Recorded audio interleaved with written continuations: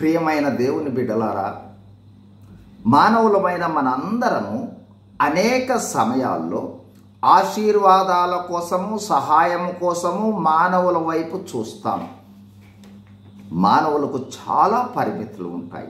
కొన్ని సమయాలలో ఇవ్వగలరు, కొన్నిసార్లు ఇవ్వలేరు. అన్ని సమయాలలో మనతో ఉండరు కూడా. అందువల్ల మనకు ఆశాభంగం కలుగుటే కాదు, వారితో మనము సమాధానాన్ని కోల్పోయే ప్రమాదం ఉంది.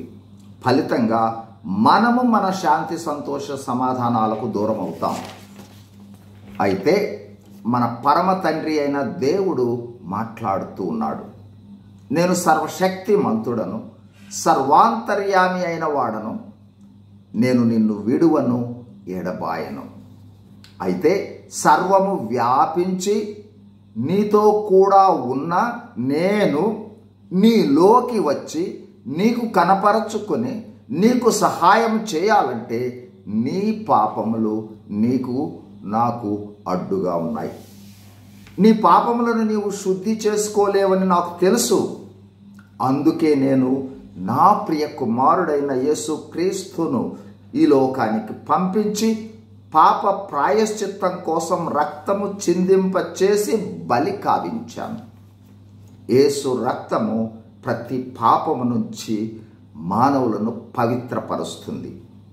కావున పశ్చాత్తాపముతో యేసు ప్రభువును విశ్వసించి నీ రక్తములో నన్ను కడిగి పవిత్రపరచుమని ప్రార్థిస్తే నేను నిన్ను పవిత్రపరచుకొని నీలోకి ప్రవేశిస్తాను అంటూ ఉన్నాడు దేవుడు. మొదట నేను నీకు పరలోకం ప్రసాదిస్తాను అంటూ ఉన్నాడు దేవుడు. తరువాత నీ జీవితకాలమంతా నేను నీతో ఉండి ప్రతి అవసరత తీరుస్తూ నీకే ఆశీర్వాదం కావాలో అవన్నీ దయచేస్తూ నీ ద్వారా అనేకులకు ఆశీర్వాదాలు సంక్రమించే వానిగా మారుస్తాను అంటూ ఉన్నాడు దేవుడు.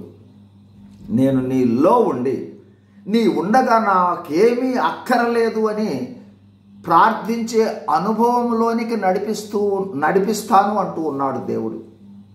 కాబట్టి ఈరోజు సువార్త, యేసు ప్రభువును ఆశ్రయిస్తే ఆశీర్వాదంగా ఉంటావు.